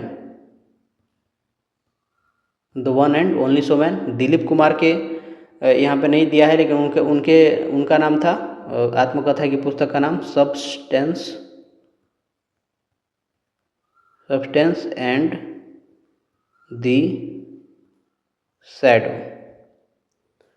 और प्रियंका चोपड़ा ने भी लिखा है अपना, उनका है अनफिनिश्ड। नसरुद्दीन शाह ने भी लिखा है एक, and then one day. Next है, ज्ञानपीठ पुरस्कार निम्नलिखित में से किस क्षेत्र में उत्कृष्टता के लिए दिया जाता है? तो इसका आंसर होगा ऑप्शन सी, साहित्य के लिए। ज्ञानपीठ पुरस्कार भारत का सर्वोच्च साहित्यिक सम्मान है। यह भारतीय ज्ञानपीठ न्यास द्वारा भारतीय संविधान की 8वीं अनुसूची में शामिल 22 भाषाओं और अंग्रेजी के लेखकों को उनके उत्कृष्ट योगदान के लिए दिया जाता है। इसकी शुरुआत 1961 में हुई थी। प्रथम ज्ञानपीठ पुरस्कार किसको मिला था? तो शंकर कुरूप मलयालम भाषा के लिए मिला था। हिंदी भाषा के लिए पहला ज्ञानपीठ पुरस्कार मिला था सुमित्रा नंदन पंत को। सुमित्रा नंदन पंत को उनकी रचना जो थी चिदम्बरा के लिए मिला था। नेक्स्ट है, जहांगीर खान किस खेल में प्रसिद्ध है? तो इसका आंसर होगा ऑप्शन ए, स्क्वैश। नेक्स्ट है, निम्नलिखित में से कौन सा अंतर्राष्ट्रीय टेनिस टूर्नामेंट ग्रास कोर्ट पर आयोजित किया जाता है? तो इसका आंसर होगा ऑप्शन डी, विंबलडन। साल में टेनिस के 4 सबसे बड़े टूर्नामेंट होते हैं जिन्हें ग्रैंड स्लैम कहा जाता है। इनमें से विंबलडन दुनिया का सबसे पुराना ग्रैंड स्लैम है और यह लंदन में हरी घास के कोर्ट पर खेला जाता है। ऑस्ट्रेलियन ओपन को हार्ड कोर्ट पे खेला जाता है। फ्रेंच ओपन को क्ले कोर्ट यानी मिट्टी के कोर्ट पे खेला जाता है। इसको देखिए, लिख देता हूँ मैं यहाँ पे, क्ले कोर्ट या मिट्टी, क्ले मतलब मिट्टी ही होता है, मिट्टी कोर्ट, ठीक है। यूएस ओपन खेला जाता है हार्ड कोर्ट। ऑस्ट्रेलियन ओपन भी हार्ड कोर्ट और विंबलडन घास वाले पे, ग्रास कोर्ट, इसको बोलते हैं ग्रास कोर्ट। नेक्स्ट है, चिकनगुनिया का कारण क्या है? तो चिकनगुनिया का कारण है वायरस, ऑप्शन सी। चिकनगुनिया एक वायरल बीमारी है जो चिकनगुनिया वायरस के कारण होती है। यह वायरस इंसानों में संक्रमित एडिज एजिप्टी और एडिज अल्पोपिक्टस मच्छरों के काटने से फैलता है। एडिज मच्छर के काटने से ही डेंगू और जीका वायरस भी फैलता है। यह मच्छर आमतौर पर दिन के समय काटता है। मलेरिया रोग मच्छर से ही फैलता है, लेकिन उसका कारण वायरस नहीं बल्कि प्लाज्मोडियम नाम का एक प्रोटोजोआ होता है जिसे मादा एनोफिलीज मच्छर फैलाती है, ये ध्यान रखना है। नेक्स्ट है, किडनी की मूल कार्यात्मक इकाई क्या है? तो इसका आंसर होगा ऑप्शन बी, नेफ्रॉन। मानव शरीर में वृक्क यानी कि किडनी का मुख्य कार्य रक्त को छानना और मूत्र का निर्माण करना है। प्रत्येक किडनी में लगभग 10 लाख सूक्ष्म संरचनाएं होती है जिन्हें हम नेफ्रॉन कहते हैं। यह किडनी की संरचनात्मक और कार्यात्मक इकाई है। नेक्स्ट है, 20 अगस्त को किस रूप में मनाया जाता है? 68। तो 20 अगस्त सद्भावना दिवस के रूप में मनाया जाता है। भारत के पूर्व प्रधानमंत्री राजीव गांधी की जयंती के उपलक्ष्य में हर साल 20 अगस्त को पूरे देश में सद्भावना दिवस के रूप में मनाया जाता है। इसका उद्देश्य लोगों के बीच राष्ट्रीय एकीकरण और सांप्रदायिक सद्भाव को बढ़ावा देना है। पृथ्वी दिवस कब मनाया जाता है? तो ये 22 अप्रैल को मनाया जाता है। नो टोबैको डे मनाया जाता है 31 मई को। नेक्स्ट है, दक्षिण भारत की बोली जाने वाली साहित्यिक भाषाओं में सबसे पुरानी भाषा कौन सी है? तो इसका आंसर होगा ऑप्शन डी, तमिल भाषा। द्रविड़ भाषा परिवार में तमिल भाषा को सबसे प्राचीन माना जाता है। इसका साहित्यिक इतिहास जो है वो 2000 साल से भी अधिक पुराना है, जिसकी शुरुआत संगम साहित्य काल से मानी जाती है। भारत सरकार ने इसे 2004 में देश की पहली शास्त्रीय भाषा घोषित किया था। वर्तमान में भारत में कुल 11 शास्त्रीय भाषाएं हैं। 11 शास्त्रीय भाषा है। ठीक है, कौन कौन से हैं? तो तमिल, संस्कृत, कन्नड़, तेलुगु, मलयालम,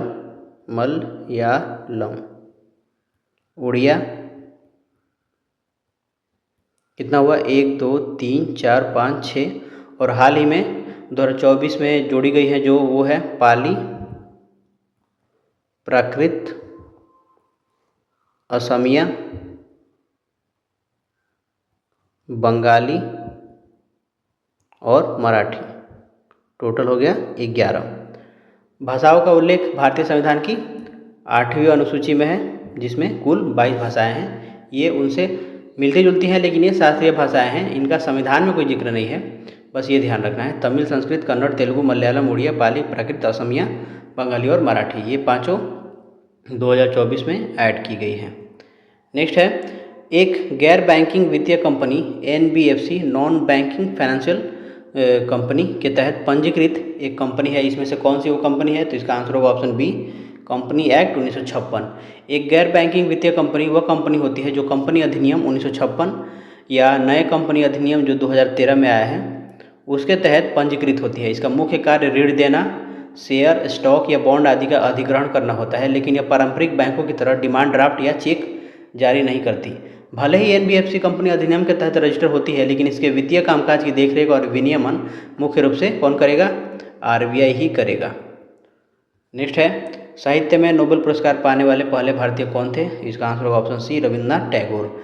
रविन्द्रनाथ टैगोर को वर्ष 1913 में उनकी काव्य कृति गीतांजलि के लिए साहित्य का नोबेल पुरस्कार दिया गया था। और साहित्य में नोबेल पुरस्कार जीतने वाले न केवल पहले भारतीय बल्कि पहले गैर यूरोपीय व्यक्ति भी थे। गैर यूरोपीय मतलब एशियन व्यक्ति थे। उसके बाद है CV रमन। इनको 1930 में भौतिकी में रमन प्रभाव के लिए दिया गया था। भौतिकी में रमन प्रभाव की खोज के लिए नोबेल पुरस्कार दिया गया था। उसके बाद एक मदर टेरेसा हैं, इनको दिया गया था 1979 में शांति का नोबेल पीस प्राइज। नेक्स्ट है, किस संस्थान ने तंबाकू जहर हमारे ग्रह शीर्षे रिपोर्ट जारी की? यहाँ पे होगा हमारे ग्रह के लिए। तंबाकू हमारे ग्रह के लिए जहर, इस नामक शीर्षक से जारी करता है कौन? तो WHO करता है, विश्व स्वास्थ्य संगठन करता है। विश्व तंबाकू निषेध दिवस के अवसर पर WHO ने यह रिपोर्ट जारी की थी। इस रिपोर्ट में बताया गया था कि तंबाकू उद्योग किस प्रकार न केवल इंसानों की सेहत को बल्कि पर्यावरण, जंगलों और पानी को भी भारी नुकसान पहुंचा रहा है। नेक्स्ट है, निम्नलिखित में से कौन बिहार के राज्यपाल हैं? इसका आंसर होगा ऑप्शन डी, राजेंद्र विश्वनाथ अर्लेकर। ध्यान रहे ये एग्जाम 8 अप्रैल 2023 को हुआ था। उस समय यही राज्यपाल थे। बिहार के प्रथम राज्यपाल कौन थे? तो जयराम दास दौलतराम थे। नेक्स्ट है, व्यवस्था विश्लेषण उपागम किसने प्रतिपादित किया था? तो इसका आंसर होगा डेविड ईस्टन ने। तो ऑप्शन ए होगा। राजनीति विज्ञान में व्यवहारवादी क्रांति के प्रणेता डेविड ईस्टन ने राजनीतिक व्यवस्था को समझाने के लिए व्यवस्था विश्लेषण उपागम या इनपुट आउटपुट मॉडल का प्रतिपादन किया था। नेक्स्ट है, उत्तर वैदिक काल में कौन से देवता को सबसे प्रमुख स्थान प्राप्त हुआ? तो इसका आंसर होगा ऑप्शन सी, प्रजापति। ऋग वैदिक काल यानी कि पूर्व वैदिक काल के सबसे प्रमुख देवता इंद्र, युद्ध और वर्षा के देवता जिन्हें माना जाता है, और अग्नि भी थे। लेकिन उत्तर वैदिक काल तक आते आते धार्मिक प्राथमिकताओं में बदलाव हुआ और सृजन के देवता प्रजापति यानी ब्रह्मा को सर्वोच्च स्थान प्राप्त हुआ। नेक्स्ट है, निम्नलिखित को कालानुक्रम में व्यवस्थित करना है हमें। तो देखिए, पहला है अफगानिस्तान पर सोवियत आक्रमण। तो ये हुआ था 1979 में, शीत युद्ध के दौरान सोवियत सेना का प्रवेश हुआ था।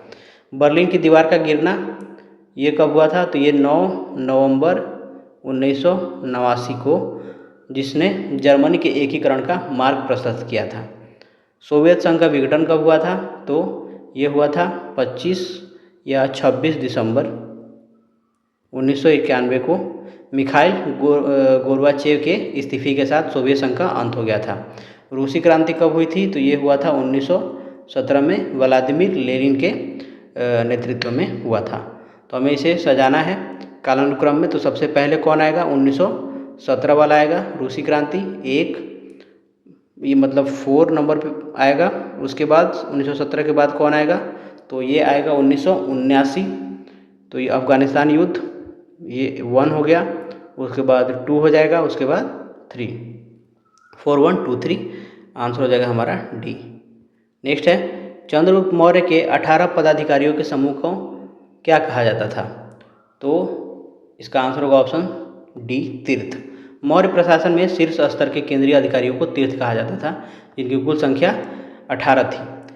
कौटिल्य के अर्थशास्त्र में इनका विस्तृत विवरण दिया गया है। इन तीर्थों में प्रधानमंत्री जिसे पुरोहित, समाहर्ता यानी राजस्व मंत्री, सन्निधाता यानी कोषाध्यक्ष और सेनापति प्रमुख थे। नेक्स्ट है अर्थव्यवस्था की केंद्रीय समस्या कौन सी है? तो इसका आंसर होगा संसाधनों का आवंटन, संसाधनों का इष्टतम उपयोग और आर्थिक विकास। ये सभी के सभी केंद्रीय समस्या है। अर्थशास्त्र के अनुसार दुनिया में संसाधन सीमित हैं और मानवीय इच्छाएं असीमित। इस कारण अर्थव्यवस्था के सामने 3 सेंट्रल प्रॉब्लम यानी केंद्रीय समस्याएं खड़ी होती है। संसाधनों का आवंटन यानी कि क्या उत्पादन किया जाए और कितनी मात्रा में किया जाए। फिर संसाधनों का इष्टतम उपयोग यानी कि उत्पादन कैसे किया जाए, श्रम प्रधान तकनीक से या पूंजी प्रधान तकनीक से, हाउ टू प्रोड्यूस। और आर्थिक विकास वितरण यानी कि उत्पादन किसके लिए किया जाए, फॉर होम टू प्रोड्यूस। ये सभी अर्थव्यवस्था के केंद्रीय समस्याएं हैं। नेक्स्ट है एक कंप्यूटर सिस्टम में शामिल होता है तो क्या होता है ये? तो इसमें हार्डवेयर होता है, सॉफ्टवेयर होता है और परिधीय यानी पेरिफेरल डिवाइसेस को परिधीय उपकरण बोलते हैं, जैसे कि प्रिंटर, स्कैनर और माउस। इसमें क्या क्या आएगा? इसमें आएगा प्रिंटर, स्कैनर और माउस। उसके बाद हार्डवेयर में पता ही आपको, इसमें आता है सीपीयू, कीबोर्ड और मॉनिटर। मॉनिटर मतलब डिस्प्ले। और सॉफ्टवेयर में क्या क्या आता है? विंडो ऑपरेटिंग सिस्टम जैसे होता है, तो इसमें ऑपरेटिंग सिस्टम ओएस, फिर एमएस ऑफिस, जैसे कि इसमें एमएस एक्सेल, एमएस वर्ड वगैरह हो जाएगा। तो ऑप्शन क्या होगा हमारा? डी हो जाएगा। नेक्स्ट है कंप्यूटर में प्रयुक्त होने वाली आईसी चिप किससे बनी होती है? तो इसका आंसर होगा ऑप्शन बी, सिलिकॉन से। कंप्यूटर के अंदर लगी आईसी यानी कि इंटीग्रेटेड सर्किट चिप सिलिकॉन से बनी होती है। सिलिकॉन एक अर्धचालक यानी सेमीकंडक्टर है। अर्धचालक होने के कारण ये बिजली के प्रवाह को नियंत्रित करने में बेहद कुशल होता है। इसका आविष्कार कब हुआ था? इसका आविष्कार हुआ था आईसी का 1958 में जैक किल्बी और रॉबर्ट नॉइस ने किया था।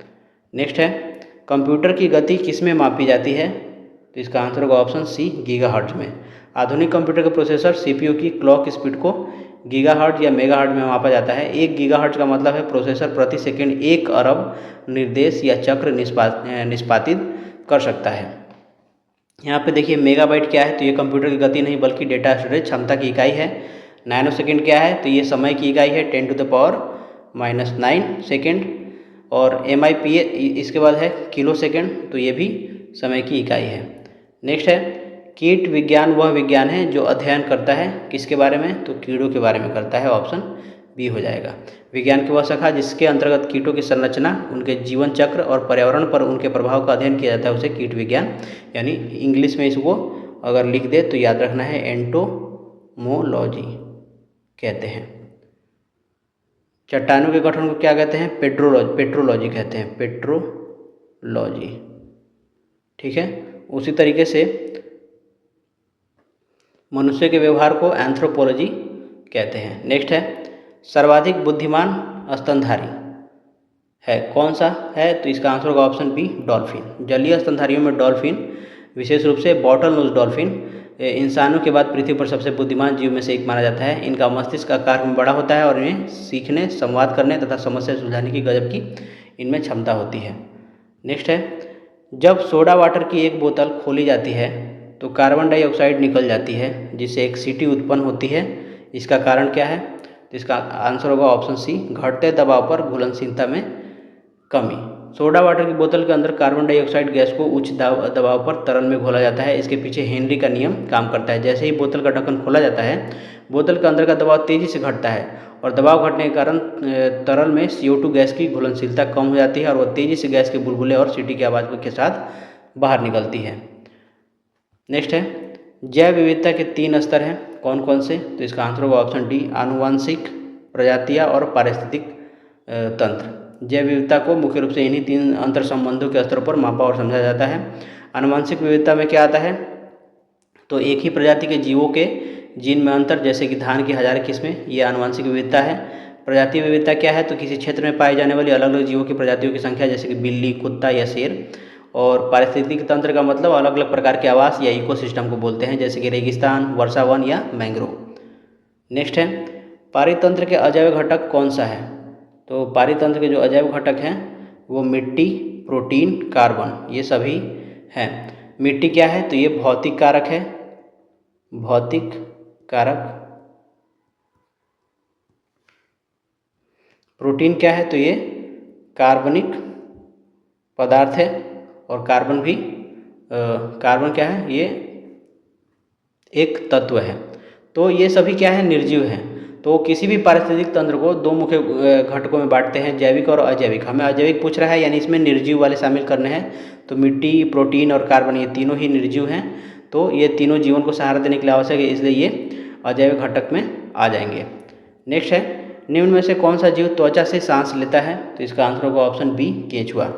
केंचुआ के पास सांस लेने के लिए फेफड़ा या गलफड़े नहीं होते, वो अपनी नम और पतली त्वचा के माध्यम से सीधे वातावरण से ऑक्सीजन अवशोषित करता है और कार्बन डाइऑक्साइड बाहर निकालता है। इस प्रक्रिया को त्वचीय शोषण या इंग्लिश में बोलते हैं क्यूटेनियस रेस्पिरेशन। नेक्स्ट है, ग्लाइकोलाइसिस प्रक्रिया कोशिका के किस भाग में होती है? तो इसका आंसर होगा ऑप्शन है, साइटोप्लाज्मा। श्वसन की पहली अवस्था को ग्लाइकोलाइसिस कहते हैं, जिसमें ग्लूकोज का एक अणु टूटकर पायरुविक अम्ल के 2 अणु बनाता है। यह प्रक्रिया पूरी तरीके से कोशिका के साइटोप्लाज्म में संपन्न होती है और इसके लिए ऑक्सीजन की आवश्यकता नहीं होती है। नेक्स्ट है, अमीबा में भोजन का पाचन होता है, तो ये कहाँ पे होता है? तो इसका आंसर होगा ऑप्शन ए, भोजन रसधानी में। अमीबा एक कोशिकीय जीव है। जब ये भोजन के संपर्क में आता है तो यह स्यूडोपोडिया या सूडोपोडिया, इंग्लिश में इसे, हिंदी में इसे कूटपात बोलते हैं। इसकी मदद से ये भोजन को चारों ओर से घेर कर शरीर के अंदर ले लेता है और इसके बाद शरीर के भीतर भोजन रसधानी का निर्माण होता है, जहाँ पाचक एंजाइम भोजन को पचाते हैं। नेक्स्ट है, निम्नलिखित में से कौन सा जेसी बोस का आविष्कार है? तो इसका आंसर होगा option D, ultra short radio waves. Bharat के महान वैज्ञानिक आचार्य जगदीश चंद्र बोस ने मिलीमीटर पैमाने की अल्ट्रा शॉर्ट रेडियो तरंगों और माइक्रोवेव ऑप्टिक्स पर अभूतपूर्व शोध किया था। उन्होंने बेतार संचार की तकनीकी माक्रोनी से पहले ही प्रदर्शित कर दी थी। नेक्स्ट है, परमाणु कक्षकों में इलेक्ट्रॉनों के वितरण को क्या कहा जाता है? तो इसका आंसर होगा ऑप्शन डी, इलेक्ट्रॉनिक कॉन्फ़िगरेशन या इलेक्ट्रॉनिक विद्युत विन्यास भी हिंदी में से बोलते हैं। उदाहरण के लिए यदि आपको कोई बोले सोडियम, यानी जिसका परमाणु क्रमांक क्या होता है 11, इसका इलेक्ट्रॉनिक विन्यास क्या होगा? तो इसका होगा 1s2, 2s2, 2p6 और 3s1। और इसे सिंप्लीफाई फॉर्म में, यानी कि LMN वाले फॉर्म में लिखें अगर, तो ये होगा 281। नेक्स्ट है, किस प्रकार का तत्व ऊष्मा और विद्युत का कुचालक होता है? इसका आंसर होगा ऑप्शन बी, बी मतलब गैर धातु। अधातुएं सामान्यतः ऊष्मा और विद्युत के कुचालक होती हैं, क्योंकि उनके पास धातुओं की तरह स्वतंत्र इलेक्ट्रॉन नहीं होते जो विद्युत धारा या ऊष्मा को प्रभावित कर सकते, जैसे कि सल्फर, फास्फोरस, ऑक्सीजन, नाइट्रोजन, ये सभी क्या है? नॉन मेटल है, गैर धातु है, यानी अधातु बोल सकते हैं इनको। तो ये तत्व ऊष्मा और विद्युत का कुचालक होते हैं। नेक्स्ट है, कौन सा नियम सूर्य के चारों ओर ग्रहों की कक्षाओं का वर्णन करता है? तो इसका आंसर क्या होगा? इसका आंसर होगा ऑप्शन सी, केपलर का नियम। केपलर के 3 नियम हैं। ये एक जर्मन खगोलशास्त्री थे। इन्होंने ग्रहों की गति से संबंधित 3 नियम दिए थे। पहला नियम था कक्षाओं का नियम, यानी कि सभी ग्रह सूर्य के चारों ओर दीर्घवृत्ताकार कक्षाओं में चक्कर लगाते हैं और सूर्य इसके एक फोकस पर रहता है। क्षेत्रीय चाल का नियम दिया था, ग्रह को सूर्य से मिलाने वाली समान रेखा समान समय में समान क्षेत्रफल तय करती है। और एक था परिक्रमण काल का नियम, यानी कि T² is directly proportional to AQ, यानी कि काल का यानी समय का वर्ग दूरी के घन के समानुपाती होता है। नेक्स्ट है, किसी गैस को द्रव में बदलने के लिए निम्नलिखित में से कौन सी स्थिति सबसे अनुकूल है? तो इसका आंसर होगा ऑप्शन ए, उच्च दाब कम तापमान। गैस के अणुओं के बीच बहुत अधिक दूरी और गतिज ऊर्जा होती है। जब हम दबाव बढ़ाते हैं तो गैस के अणु एक दूसरे से बहुत पास आ जाते हैं। साथ ही जब तापमान कम किया जाता है तो उनकी गतिज ऊर्जा घट जाती है और वे आपस में जुड़कर द्रव अवस्था में बदल जाते हैं। नेक्स्ट है, निम्नलिखित में से कौन सा वास्तविक उभयचर प्राणी नहीं है? तो इसका आंसर होगा ऑप्शन ए, कछुआ।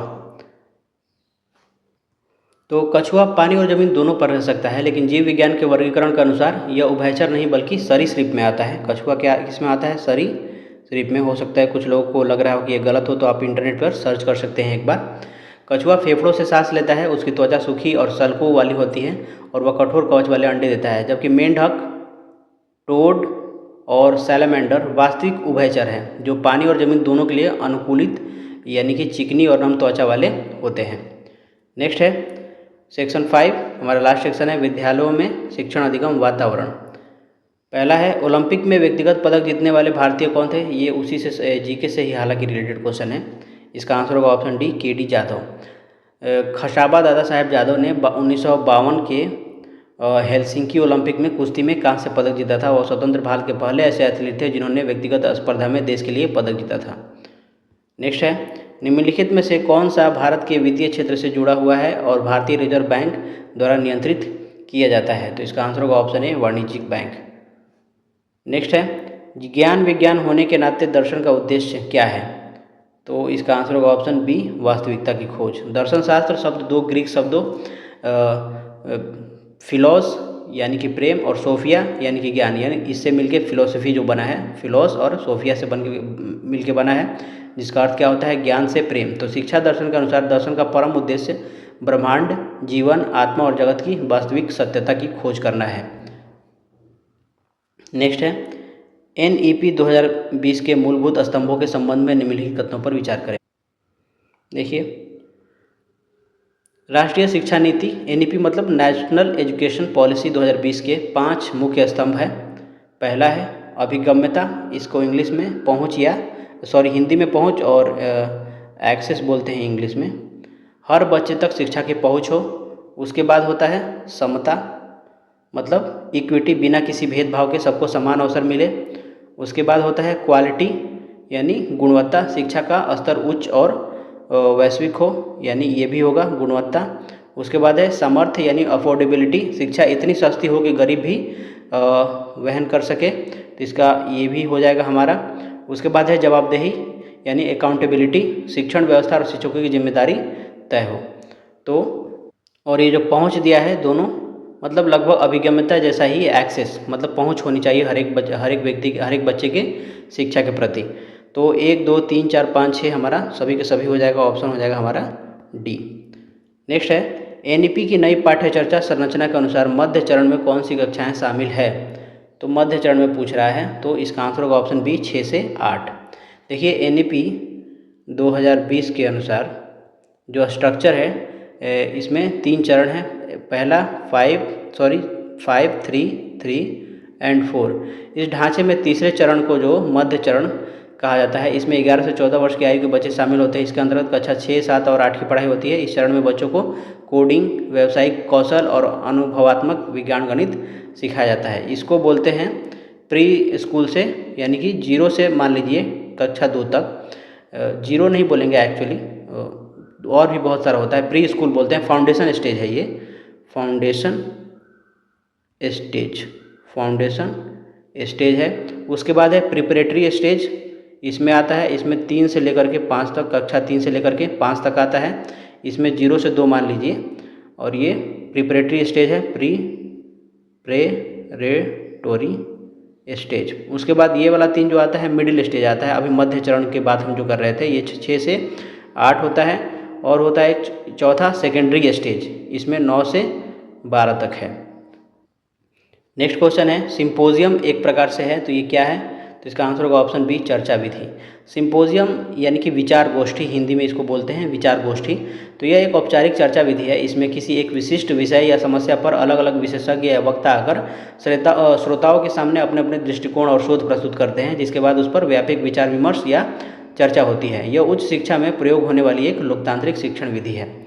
नेक्स्ट है शिक्षक प्रशिक्षण क्यों आवश्यक है। तो देखिए, शिक्षण कौशल विकसित करने हेतु तो यह आधुनिक शिक्षण कौशलों को विकसित करता है, तो बिल्कुल ये सही है। शिक्षण प्रशिक्षण के बारे में बात कर रहा है, इसका मतलब है कि टीचर ट्रेनिंग के बारे में, यानी कि B.Ed और D.El.Ed और D.El.Ed के बारे में बात कर रहा है। तो यह जो है यह आधुनिक शिक्षण कौशल को विकसित करता है, तो ए हमारा हो जाएगा। फिर यह विद्यालय संगठन, प्रबंधन और समय सारणी निर्माण के तरीकों को समझाता है, तो ये भी होगा हमारा। फिर यह शिक्षक के विषय ज्ञान को बाल मनोविज्ञान के अनुसार बच्चों के सामने परोसने की कला को निखारता है, तो विषय ज्ञान को विकसित करता है, तो ये भी हो जाएगा। तो उपयुक्त हमारा सभी हो जाएगा। नेक्स्ट है दर्शन के 4 मुख्य विभाग, तत्वमीमांसा, ज्ञान मीमांसा और स्वयं सिद्धि विज्ञान और डैश है। तो इसका आंसर क्या होगा, इसका आंसर होगा ऑप्शन बी तर्क। पारंपरिक रूप से दर्शन शास्त्र के मुख्य अंगों में तत्वमीमांसा यानी कि मेटाफिजिक्स, ज्ञान मीमांसा यानी कि एपिस्टेमोलॉजी, स्वयं सिद्धि विज्ञान यानी कि मूल मीमांसा जिसे बोलते हैं, ये एक्जियोलॉजी के साथ साथ तर्कशास्त्र शामिल है। तर्कशास्त्र यह सिखाता है कि विचारों को सही, सुसंगत और व्यवस्थित रूप से कैसे प्रस्तुत किया जाए। नेक्स्ट है भावनाएं और अनुभूति एक दूसरे के या से हैं, तो क्या है, तो इसका आंसर होगा ऑप्शन सी के साथ बुना हुआ है, इंटरविंड है। तो संज्ञान यानी कि कॉग्निशन, सोचना समझना, और संवेग यानी कि इमोशन यानी भावनाएं एक दूसरे से पूरी तरह अलग नहीं है, बल्कि ये एक दूसरे के साथ गुथे हुए या अंतः संबंधित है। यदि कोई छात्र मानसिक या भावनात्मक रूप से परेशान है तो उसका सीखने में मन नहीं लगेगा, यानी कि संज्ञान प्रभावित होगा। इसी तरह सफलता मिलने पर प्रसन्नता भावना का अनुभव होता है। अपव्यय और अवरोधक की समस्या मुख्य रूप से शिक्षा के किस स्तर से संबंधित है, तो इसका आंसर क्या होगा, इसका आंसर होगा ऑप्शन बी प्राथमिक स्तर पर। यह प्राथमिक शिक्षा की सबसे बड़ी बुनियादी समस्या रही है। क्या क्या, अपव्यय और अवरोधन। अपव्यय का मतलब है बच्चे का प्राथमिक शिक्षा पूरी किए बिना ही बीच में स्कूल छोड़ देना, इससे सरकार का क्या होता है, पैसा और समय बर्बाद होता है। और अवरोधन का मतलब है बच्चे का एक ही कक्षा में एक से अधिक वर्ष के लिए फेल होकर रुक जाना। यह समस्या सबसे ज़्यादा प्राथमिक स्तर पर देखी जाती है, जिसे रोकने के लिए सरकार ने मिड डे मील और RT कानून लागू किए हैं। नेक्स्ट है डैश का मतलब कुछ ऐसा है जिसका उपयोग किसी लक्ष्य को प्राप्त करने में मदद के लिए किया जा सकता है, तो इसका आंसर होगा ऑप्शन बी संसाधन। शिक्षण और प्रबंधन के सिद्धांतों के अनुसार कोई भी वस्तु, माध्यम या तत्व जिसका उपयोग हम अपनी आवश्यकताओं को पूरा करने या किसी निश्चित उद्देश्य लक्ष्य को प्राप्त करने के लिए करते हैं, वह संसाधन कहलाता है। शिक्षा में इन्हीं मानवीय संसाधनों और भौतिक संसाधन के रूप में वर्गीकृत किया जाता है इन्हें। कानून का शासन महत्वपूर्ण है क्योंकि यह प्रशासन के नियंत्रण में सहायक है, बिल्कुल सही है। सुरक्षा प्रदान करता है, ये भी सही है। नियम और विनियम होता है, मतलब नियम और विनियमन सुनिश्चित करता है। जहाँ कानून के सामने सब बराबर होंगे, तो यही चीज़ समाज को सुचारू रूप से चलाने में मदद भी करती है, तो इसका आंसर हो जाएगा हमारा ऑप्शन डी। नेक्स्ट है एक कक्षा में एक प्रभावी श्रोता विकर्षणों का प्रतिरोध करता है। प्रभावी श्रवण कक्षा शिक्षण की पहली शर्त है। एक सक्रिय और प्रभावी छात्र या श्रोता वह है जो कक्षा में होने वाले किसी भी बाहरी या आंतरिक भटकाव या शोर को नज़रअंदाज करते हुए अपना पूरा ध्यान शिक्षक की बातों और विषय वस्तु पर केंद्रित रखता है। नेक्स्ट है उपयोगिता और परिवर्तन के मूल सिद्धांत कौन से हैं, तो इसका आंसर होगा ऑप्शन सी व्यवहारवाद। शिक्षा दर्शन में प्रयोजनवाद या व्यवहारवाद पूरी तरीके से उपयोगिता, क्रियाशीलता और परिवर्तनशीलता पर आधारित है। यह विचारधारा मानती है कि कोई भी मूल्य या सत्य अस्थायी नहीं है। जो चीज़ आज उपयोगी है वही सत्य है, परिस्थितियाँ बदलने पर सत्य बदल जाता है। नेक्स्ट है कार्यक्रम के सभी तत्वों के बीच सामंजस्य स्थापित करना क्या कहलाता है, तो इसको बोलते हैं समन्वय। नेक्स्ट है निम्नलिखित में से कौन सा पाठ्यचर्या की प्रकृति है, तो गंभीर, रचनात्मक और रूढ़िवादी।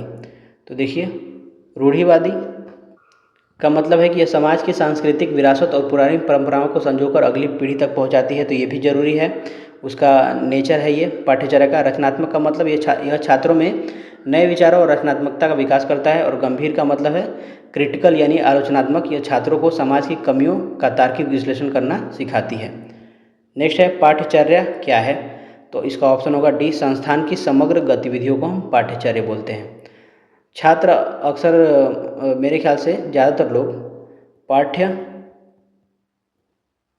और पाठ्यचर्या में कंफ्यूज होते हैं। तो पाठ्यक्रम होता है सिलेबस, जबकि पाठ्यचर्या करिकुलम होता है। तो पाठ्यक्रम यह केवल किताबी ज्ञान या विषयों की एक सूची है जो कक्षा में पढ़ाई जाती है, जबकि करिकुलम यानी पाठ्यचर्या यह एक बहुत व्यापक शब्द है। इसके अंतर्गत स्कूल के अंदर और बाहर होने वाली सभी गतिविधियाँ जैसे कि खेल कूद, प्रार्थना सभा, अनुशासन, प्रोजेक्ट, परीक्षा और कक्षा शिक्षण शामिल होते हैं।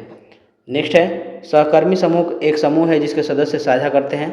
इसका आंसर होगा ऑप्शन सी, समान तरह की परिस्थितियाँ। तो बाल विकास के अनुसार सहकर्मी समूह या पीयर ग्रुप का तात्पर्य ऐसे दोस्तों या साथियों के समूह से होता है जिनकी आयु, सामाजिक स्थिति, विकास का स्तर या परिस्थितियाँ एक समान होती है। किशोरावस्था में बच्चे अपने परिवार से ज़्यादा अपने इस सहकर्मी समूह के विचारों को महत्व देते हैं। नेक्स्ट है सीखना एक प्राकृतिक गतिविधि है। तो जीवित प्राणी। तो सीखना यह अधिगम केवल मनुष्य या स्कूल जाने वाले शिक्षार्थियों तक सीमित नहीं है। दुनिया का हर जीवित प्राणी, चाहे वो पशु हो या पक्षी, जीवित रहने और अपने वातावरण के साथ तालमेल बिठाने के लिए प्रकृति से लगातार कुछ ना कुछ सीखता रहता है। इसलिए यह सभी जीवित प्राणियों की एक स्वाभाविक विशेषता है। नेक्स्ट है शिक्षण अधिगम प्रक्रिया एक यात्रा है। तो इसका आंसर होगा ठोस से सार यानी कॉन्क्रीट टू अब्स्ट्रैक्ट, यानी पहले से दिखाई देने वाली मूर्त चीज़ें दिखाना और फिर अमूर्त विचारों पर जाना। उसके बाद ज्ञात से अज्ञात यानी नोन टू अननोन, बच्चों के पूर्व ज्ञान से शुरुआत करके नए ज्ञान की ओर बढ़ना। फिर सरल से जटिल यानी सिंपल टू कॉम्प्लेक्स, पहले आसान बातें सिखाना फिर कठिन अवधारणाओं पर जाना। तो आंसर हो जाएगा हमारा डी। नेक्स्ट है शिक्षण की प्रभावशीलता को किस संदर्भ में आंका जाना चाहिए। तो इसका आंसर होगा ऑप्शन डी, छात्रों के सीखने का प्रतिफल। एक शिक्षक कितना भी अच्छा भाषण दे दे या पूरा सिलेबस समय पर खत्म कर दे, उसका शिक्षण तब तक प्रभावी नहीं माना जाएगा जब तक कि बच्चों के व्यवहार में अपेक्षित सुधार न हो। आधुनिक शिक्षा प्रणाली में शिक्षक की सफलता इस बात से आंकी जाती है कि छात्रों के सीखने का प्रतिफल यानी कि लर्निंग आउटकम कितना सकारात्मक रहा है, यानी बच्चों ने क्या और कितना सीखा है। नेक्स्ट है हमारा सीखना हो सकता है। तो ये क्या हो सकता है, तो ये औपचारिक और अनौपचारिक दोनों ही हो सकता है। सीखना मतलब अधिगम के मुख्य रूप से 2-3 माध्यम होते हैं। औपचारिक जो एक निश्चित स्थान, निश्चित समय और निश्चित पाठ्यक्रम के तहत योजनाबद्ध तरीके से होता है, और अनौपचारिक का मतलब जो बच्चे अपने परिवार, समाज, दोस्तों या चलते फिरते जीवन के अनुभव से स्वाभाविक रूप से सीखता है, इसकी कोई समय सारणी नहीं होती, तो इसे हम अनौपचारिक सीख कह सकते हैं। नेक्स्ट है शैक्षिक कंप्यूटर का मुख्य कार्य क्या है।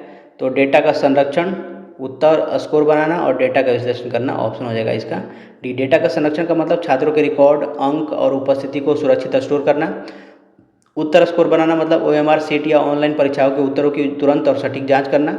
और डेटा विश्लेषण का मतलब सांख्यिकीय टूल की मदद से परीक्षा परिणामों का मूल्यांकन और विश्लेषण करना ताकि कमजोरियों को सुधारा जा सके।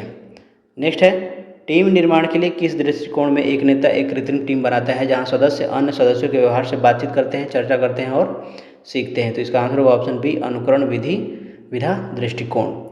अनुकरण का अर्थ होता है वास्तविक परिस्थिति की हूबहू नकल करके एक कृत्रिम या बनावटी वातावरण तैयार करना। इस दृष्टिकोण में संगठन का नेता या शिक्षक एक काल्पनिक टीम या परिस्थिति बनाता है जहाँ प्रतिभागी बिना किसी वास्तविक जोखिम के एक दूसरे के व्यवहार का अवलोकन करते हैं, समस्याओं पर चर्चा करते हैं और व्यावहारिक रूप से सीखते हैं। नेक्स्ट है शिक्षक किस अर्थ में परामर्शदाता नेतृत्व करता है। तो इसका आंसर होगा ऑप्शन डी, वह अपने शिक्षार्थियों को अपने मानसिक दृष्टिकोण, ज्ञान, कौशल और चरित्र से प्रभावित करता है।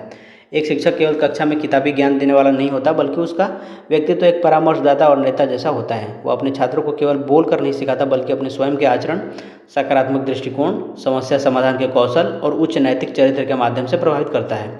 छात्र अनजाने में अपने शिक्षक के व्यवहार का अनुकरण करते हैं, जिससे उनके पूरे व्यक्तित्व का सर्वांगीण विकास होता है। तो इस वीडियो में इतना ही था, मिलते हैं अगले वीडियो में, तब तक के लिए धन्यवाद। जय हिंद।